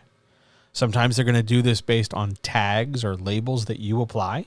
Sometimes they're going to do this based on quantifiable data like the number of stars or reviews you get, or the time between reviews, or the number of times you show up in search based on the title or the frequency of your word choice or anything like that. They find reasons to apply the knowledge they have to the unknown. And niches is the way to talk about how people sort information. So they talk about niches because niche is the part you can control. What niche are you in? A niche, by the way, is a combination of genre, book size, and structure of the book. And that can be broken down further into like first person, third person, past tense, POV, MPOV, drama, thriller. It has a twist. It doesn't have a twist. It's a short book. It's a big ass book. It's first in a series. It's a standalone, blah, blah, blah, blah, blah. Just about anything you could use to categorize a book can be, if it isn't already, a niche. When you're a publisher, or when you work for a publisher, and it's your job to like put your company's stuff on Amazon, it sucks. It's a pain in the ass. And the number of experts that try to put together different ways for you to do well on Amazon is disgusting. Because they're all saying the same thing. They're just going to find 25 different ways to say the same thing. Here's the same thing. Make sure that in the paragraphs, multiple, that you write about your book, you have clearly identifiable words to indicate to a reader what the hell your book is about, what kind of book it is, and the sort of experience they can expect. And then when it comes time to categorize your book, so that Amazon essentially, digitally, virtually, knows where to put your book next to other books, you use the appropriate labels. So for instance, if you are writing an enemies to lover romance novel, don't categorize it as a legal thriller, because it is not a legal thriller. It may contain a plot that involves something legal and may at times be thrilling, but it is not a legal thriller as a term. That's a different thing. You are writing an enemies to lover romance novel. You have to know what you're making, know what goes into it, and be able to talk about it. But they spend such time talking about niches because what the hell else are they going to tell you? Because if I make an 11-minute YouTube video going, I don't fucking know how the algorithm works, it just works, you guys. You're not going to like and subscribe. You're not going to click that bell for notifications. So instead, I'm going to bore you to death with my limited view of niches. That's why they do it. Good question. Are there any more questions from anybody about anything before I start hacking up something? I apologize. I've been talking to various people all day, and I did not hydrate well in the middle of the day. My sincere apologies.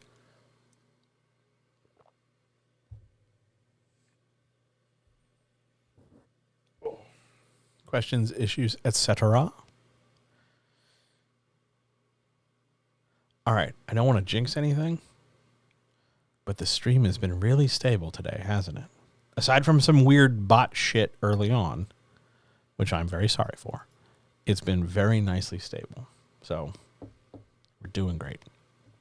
Questions, though, about anything?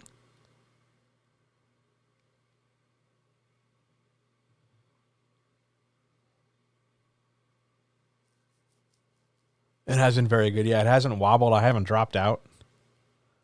Yeah, super stable. I'm deeply relieved. Like, man, I haven't done anything to it yet. Like, I haven't pressed any buttons or moved anything. It's just kind of like, we're good. We're good. We're good. So we're just gonna leave it alone and not breathe too hard near the machine, and we'll go from there. So far, so good. Any questions, though, anybody? New people? I know you're here. I'm kind of sort of calling you out because I want to make sure you get answers to your questions. I want to make sure you get help. So what would you like to talk about?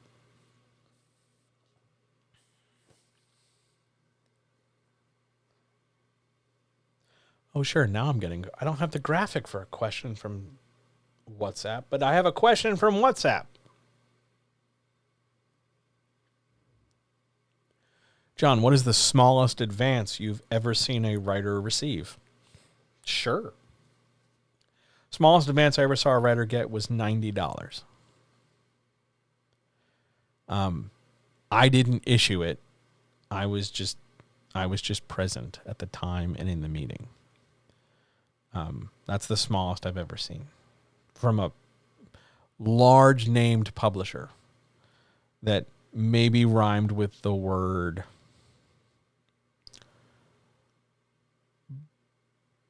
Booten Gifflin. Okay? I wonder who they could be. $90. Wire transfer. This was a long time ago. But that's the smallest I've ever seen. Biggest I've ever seen. Had a couple commas in it. It was pretty sweet. Again, not my jam, but I was in a room when it happened. Mostly because I was in the room eating the free breakfast they offered. But, yeah. Advances used to vary wildly for reasons petty and mundane and personal and otherwise. And now they haven't standardized, because God forbid anything be standardized or unionized. That would just be too sensible. But they've at least sort of reached a momentary homeostasis where you can expect anywhere between a couple $100 to a couple $1,000.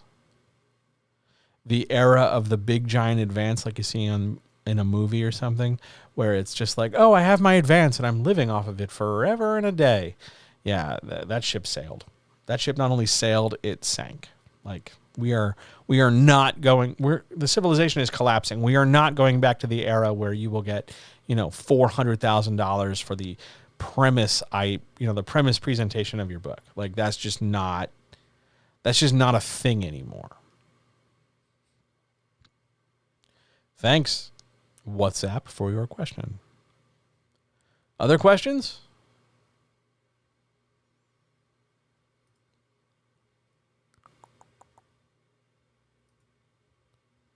All right.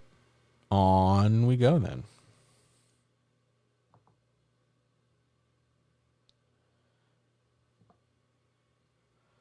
Question 10. What does size to plot mean? I saw it on Facebook. All right. When I made this graphic, I cannot for the life of me remember why I saved the part of the thing that said I saw it on Facebook. I don't remember why.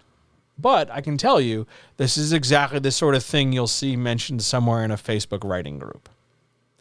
Size to plot is one of the ways you tell a new writer or a very nervous writer who doesn't have a lot of structure or a lot of experience. It's one of the ways you tell them, hey, this is a way you can build a book. It's a way, not the way. It's not even a good way. It's a way. Size to plot says this. You know that your end goal book, depending on its genre, should be a certain size. That there is a ceiling on the word count. Probably a big round number. Tens of thousands or 100,000 words. Let's say 80,000 words, right? That's the size of the book. So your job then is to figure out a plot with a certain number of pieces that you can divide to create 80,000 words. So for instance, you might get, I got to do math in my head, 80,000 words, you might want 32 chapters so that each chapter is 2,500 words. So now all you have to do is make sure each chapter is 2,500 words. 1, 2, and then it's all the same. And maybe you take like 10 words from this. So you have 2490 over here, and you get to have 2510 over there because you've basically shuffled words around. The problem with size to plot is that it creates sort of this uniform experience in reading. Now, there's nothing wrong with some amount of uniformity just by happenstance, but to go out of your way to manufacture it, to go out of your way to enforce a kind of rigidity on your story does a disservice to the potential story you're trying to tell, because sometimes how you're writing a thing might take you longer than the thing you're writing. You might say, oh, well, every chapter has to be 2,500 words. Well, what happens if it's 7,000 words? What, are you supposed to have like a negative size chapter? Are we just not going to have chapter 8 now because chapter 7 was so long? Size to plot creates rigidity, and it creates little sort of capsules that you can line up next to each other that seem homogeneous. It's a great thing to motivate a new writer, particularly a student or a kid who's learning the basics in writing, and you're not really concerned with publication so much as like, hey, here's how you write something more than 2 paragraphs. It's great for teaching the basics, but in terms of an adult making a book, it is not a great model. Not outside any sort of teaching sphere. Because you're making art. You are not making widgets down at the factory floor. You are not making art that needs to look like everybody else's. It's nice when your word count is that size, but it's okay if your word count was 80,002, you know? Like, we won't gather around the water cooler. Well, it's virtual now. We won't gather around our monitors and go, hey, that person totally fucked up because they wrote 2 extra words. Ha ha, ho ho. That doesn't happen. We don't, nobody has time for that. Like, no. Your word count is an expectation. It is not a demand. It is not a hostage negotiation either. It's just an expectation. We'd like to see a book about this size. That's what a word count is. Sometimes you go over. Well, if the story's good, it doesn't matter. Sometimes it's low. If the story's good, it doesn't matter. It's an expectation. Expectations can be defied and challenged and changed whenever. But size to plot forces this kind of like certain mechanical metronomic approach that outside of like, you're learning how to write, sucks. And it's, of course, the easy thing to explain in a Facebook comment in a writing group because it seems like, oh, my God, that person's so knowledgeable. But really what they're asking you to do is to make widgets on the factory floor as opposed to art. That's what size to plot is. Don't do it. Just tell your story. Break it into chapters later. Seriously. Just write your story down. Break it into chapters after the fact. That's what a second draft can do. Just tell your story. Write it down. Okay? Cool. Good stuff. Question 11.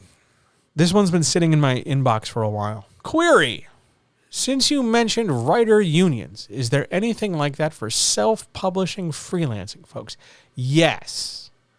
There's the Freelancers Union. They're in the U.S. Just look up Freelancers Union on Twitter. I think it's even freelancersunion.org. If you Google Freelancers Union, it'll pop up. There is that. They're very good people. Some are better than others, but that's true in any group. But they're good people. I trust them. There's in Canada, there's the Editors Union. They're Canadian. And some of them are not my friend. But they're okay. Like they're good editors, but they're also slightly more technical. They're very much making sure their glasses are on their nose, you know what I'm saying? But in terms of like just general, like, hey, I'm a freelance writer, what can I do? There's no general cohesive structure just for authors. The number of people is too big to really organize in a standard way. You'd have to apply some, like, I'm going to hate to say this, but you have to apply some DSA level activism to kind of wrangle up some folks. You'd probably be better off making more of a pod than a full-on, like, arm. It's possible to do. You have to find some like-minded folk. You'd probably want to consider something Kropotkin more so than Leninist, and then something more proactive and vocal, something horizontal. I'd probably look at David Graeber's work for inspiration. But to the best of my knowledge, beyond the Freelancers Union and the Editorial Union of Canada, I can't really think of one to sort of broadly handle freelancers, or at least self-pub people, because there's a heck of a lot of you, and most of you don't like each other because you assume you're competing with one another, because capitalism runs deep and foul. Great question, though. I really wish I still had the button that played the Russian anthem theme, because that would be a perfect way to segue. So instead, have a party horn, because it's the button I can reach. I'm going to answer question 11 now. Question 11. Are people still using author headshots for marketing? I had to research this one, because the answer is kinda, but not the way they used to. So author headshots used to go on like websites. They used to be like front and center to market a book on a book's page. And they used to be, of course, on the back dust jacket or the inside flap for a dust jacket. And then periodically they'd show up on like business cards and something. And maybe they'd show up as like your, what are the kids calling it now? A PFP? Back in my day, it was just your AVI or your profile picture. But hey, language is mobile. So yeah, headshots often end up there. And there's nothing wrong with that. But in terms of marketing, we are no longer generally relying solely on your face to sell your stuff. It can be part of the presentation, but it doesn't have to be. You don't even have to use it. For instance, I don't use it because this face, well, it's my face, and I'm not always really happy with it. Like, I can shave it and trim it and lotion it and whatever. And at the end of the day, I still want to make myself like postage stamp size on a Twitch stream. Like, it's my face. It's not doing me as many favors as, say, a logo or my Twitter handle or the fact that I curse does. So, are people still using them? Yes. Have they lost a lot of efficacy? Yes. Should you rush out right now and get one? No. If there's something you want to invest in instead, get used to writing variable pitches. Short pitches, long pitches, medium length pitches, tweets, 2 sentences, 3 sentences, paragraphs, query, big long chain things. Use those for marketing. Think about things in sales copy context. Think about using your adaptable platform. I'm going to tweet this. I'm going to put this on Facebook. I'm going to stick this on Instagram. I'm going to make a graphic and lay this on top. I'm going to come at this on Snapchat. I'm going to come at this on TikTok. I'm going to use the availability of the platform or platforms I engage in, as opposed to just dropping my face everywhere. But you can use it. It's still a tool. It's still an option. It's a tool in the toolbox. But it's no longer like the big heavy lifter it used to be. I imagine that will change over time.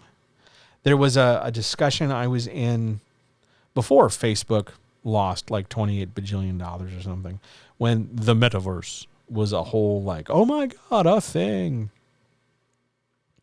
That moving to a more virtual AR space would change author marketing. Because, of course, somebody was wanting to shill some crypto shit.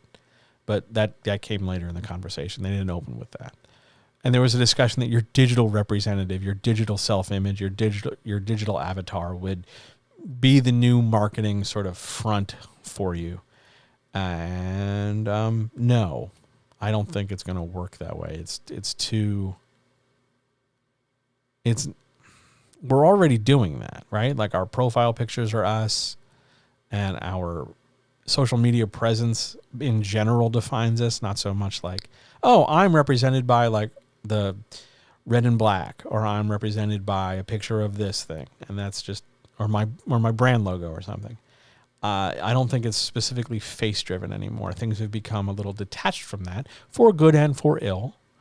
But it's no longer like, hi, I'm a person, because it's bigger than that now. Things have changed. So that's what I think people are going to end up doing, not going to little virtual meeple or anything. I think it's going to be a combination effort of maybe a meeple, but also mostly pitches and queries and the ability to talk to different people in different ways and meet them on the platform they're at, to communicate with them. I'm going to eventually get that right. Communicate with them in a way that they understand and are encouraged by.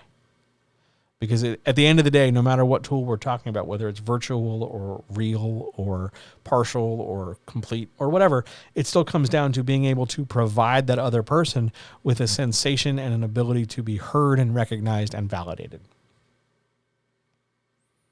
And headshots don't do that as well anymore. Good question, though.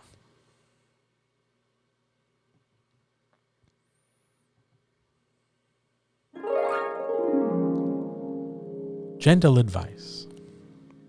Now, I put this question on Discord, as I always do. If you're a member of the Patreon, you have the Discord link, or if you need the Discord link, holler and I'll send it to you. But I put this question on Patreon, and you would think I put up a question like, what is 2 + 2 = 4? People looked at this question and were just like, well, essentially, why is this a question? I'll tell you why this is a question. This is one of the best questions you can ask. Why? It's devoid of varnish and polish. It is not trying to be anything more than it is. And the answer is a combination of technical and emotional practical. It is one of the great writing questions of all time. So, question 12. Why is writing so hard? We're going to go full screen on this, and I'm going to try not to stare at my face. So, here we are. Here's why writing is so hard. You're wrong. The act of writing, the mechanical process, however it is you translate fingers to keys, pen to paper, voice to recorder, that process is at some point somewhat biological and somewhat physically mechanical. That process is, by most accounts, pretty easy because it's a few simple muscles translating a few simple brain chemical reactions.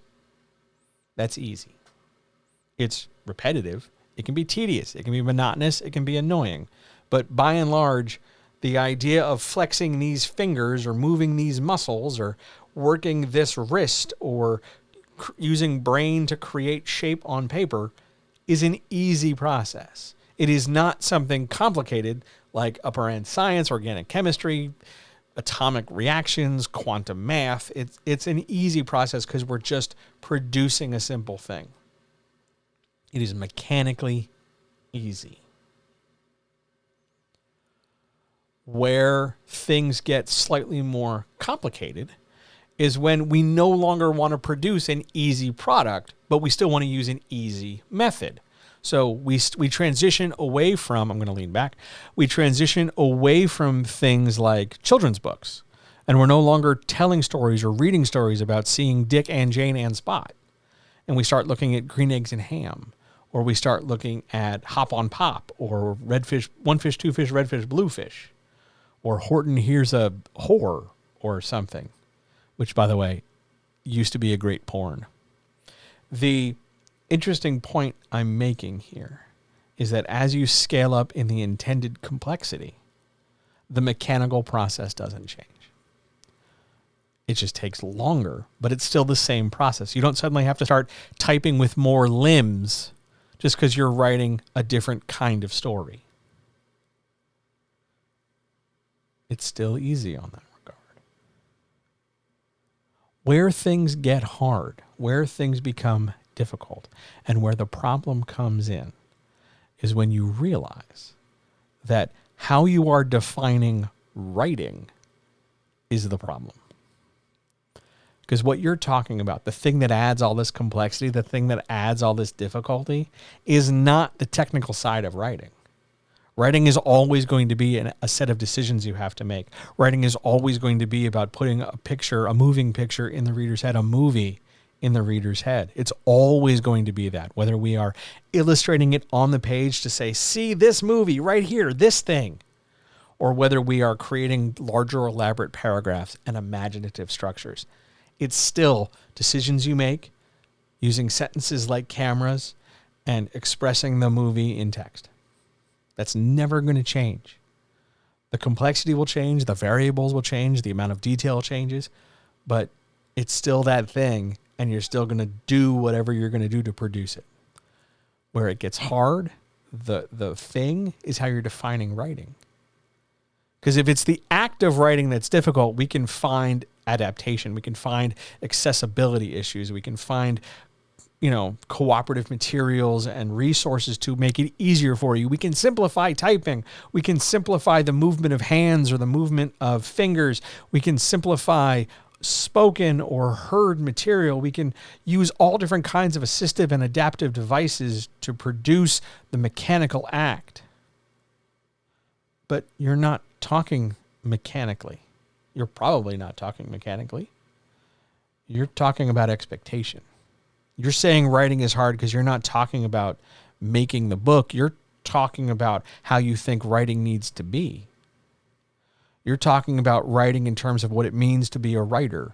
You're talking about writing in terms of what it means to be published, what it means to be legit. And all of a sudden, our two gentle advice questions come together. It's about legit. It's about how you define it. It's about the expectations you set. You're making writing hard because it's got to be a certain way. I've got to do it in a certain piece of software. I've got to do it from a certain chair. I've got to do it at a certain level of quality with a minimum or maximum number of mistakes. I've got to do it at a certain pace. I've got to do it at a certain thing. I've got to include certain stuff. I've got to say things a certain way. I've got to not say things a certain way. And you are adding expectation upon expectation and necessity upon necessity, and you're making all these things that don't have anything to do with the mechanical process. You can tell that story without using Scrivener. You can write that script without using Final Draft. You can write things longhand. You can, my light just blinked for some unknown reason. You can do all manner of stuff that isn't the norm and accomplish things just fine. Writing is hard, especially because you look at expectation.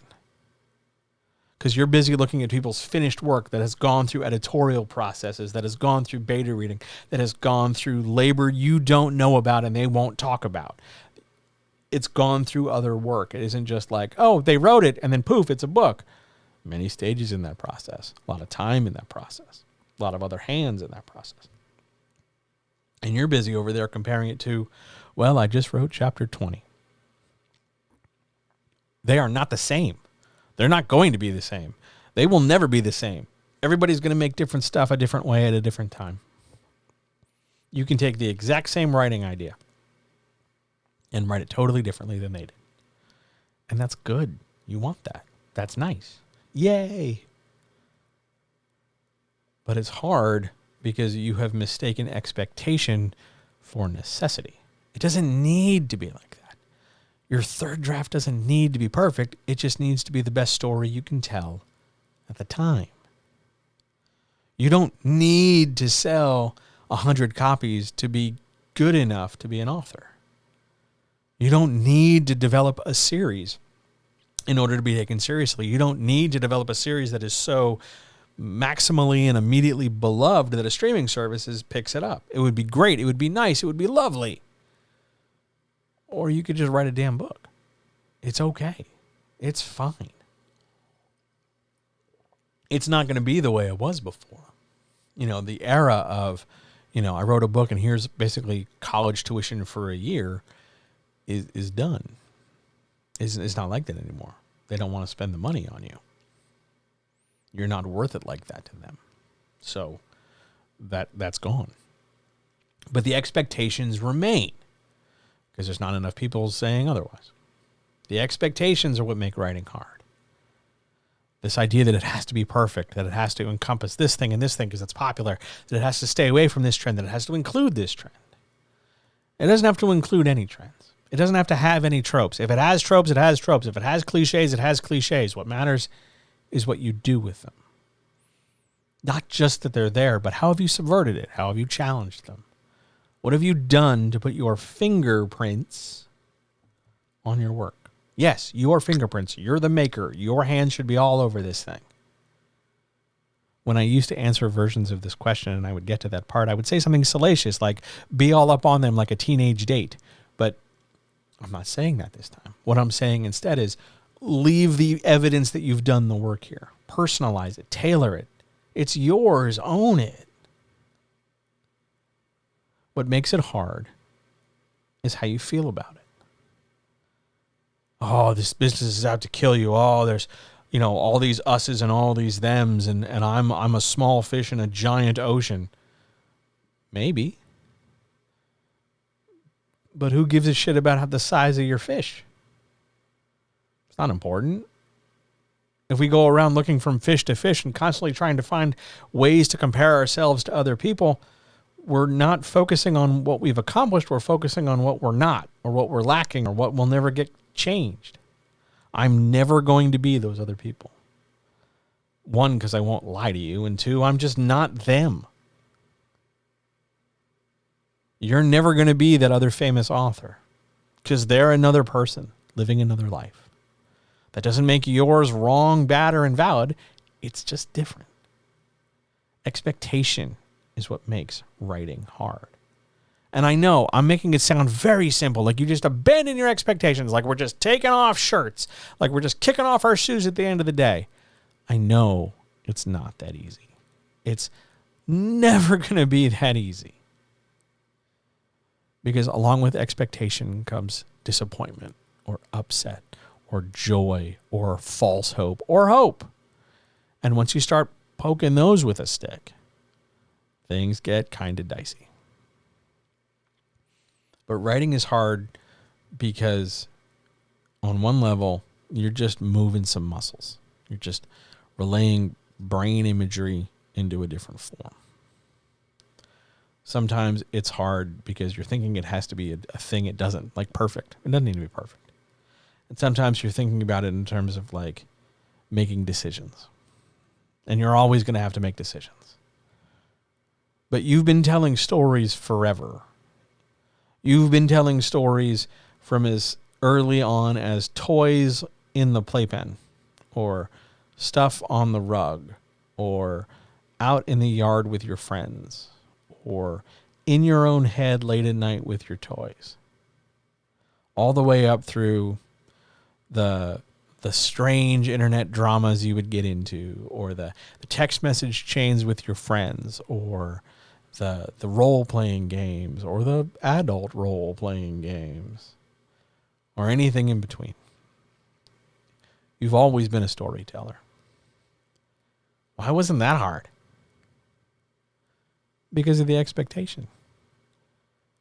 Because when you're 9 and you're hanging out on the floor and you're trying to like reenact 5 different scenes from Star Wars with a couple Lego people, there's no expectation that it's going to be filmed, that it needs to be filmed in 8K, that the camera needs to swoop in and the soundtrack needs to pick up here. And then you just got to focus on making the right vroom, vroom noises and not so much on the verbatim, statements of, I want to make sure this really captures his theme. No, he's just vroom, vrooming and then we're killing somebody. Like we're just playing. The expectation is that we just have a good time. Now, we could follow this up and go, well, maybe it's because we added money to the equation, John. Maybe it's because of capitalism. And that's true. You could argue that. Sure, you can totally argue that. What makes it hard is the idea that we have to be good enough now to earn money. There's something to that. But you can tell a story without earning money. You've been doing it for a while. You've been doing it far longer than you've been trying to write for money, right? Sorry, I apologize. One more. Hang on. But again, it's an expectation. I need to have X amount of money. I need to have X amount of money right now. I need to get this much in order to be good enough. Who decided that? Who picked that? If you're traditionally published, somebody else did come along and give you that number. Okay. But that's because it's their book. And they need that because they want their money back. But if you're self-published, you picked that number. Now, sometimes we have this discussion and I tell you to set your number higher. This is not that discussion. Sometimes I tell you to set this number lower. This is not that discussion either. This is just a simple matter of you decided what the number was. No, maybe it was driven in terms of like, it needs to be this number so that I can cover my losses. Or maybe you just picked a number that sounded nice. But you picked the number. It's on you. So, expectation is what makes writing hard. Everything else is still you telling a story on the floor with your toys. Try to get there more often. What you've got now, instead of unbidden imagination and no need to worry about copyright piracy or infringement, is a set of rules to help you be a better storyteller. But still, you want to get on the carpet with your toys. You don't need all the expectations. Just tell the best story you can. That's not so hard. You don't have to make it so hard. Making it hard doesn't automatically make it better. Make the joke you think I'm going to make about hardness and better now. Get it out of your system. I'll make it on Discord later, I promise. But the point I'm trying to make is that you're still playing with toys. And it doesn't need to be anything more than that. Because when you get away from the panic and the anxiety and the expectation, it's still a lot of fun. And it's okay that it is. That's what makes writing hard.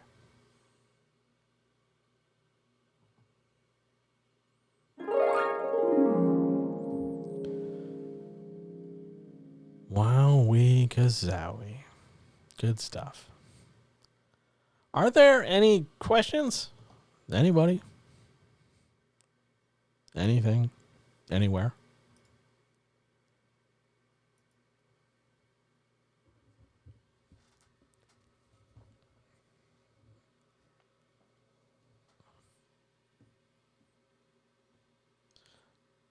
Anybody?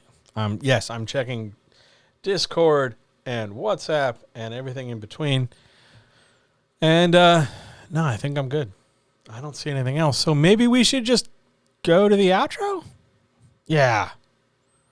Let's go to that sweet, sweet outro. To the outro.